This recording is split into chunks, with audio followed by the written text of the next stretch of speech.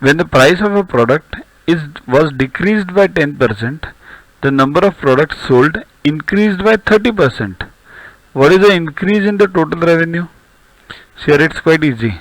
Consider everything as 100 at the start. So original price equals to rupees 100. Original sale equals to 100 pieces. Okay, this much is clear. Consider each 100. That becomes easier. Don't go for X and Y and all these things. Okay. So original revenue means original sale is what? Per rupees 100 per price per piece and 100 sales. So 100 into 100, that is 10,000 is the original sales. Now new price 10% decrease. So new price rupees 90. New sale 30% increase. So 130. Right?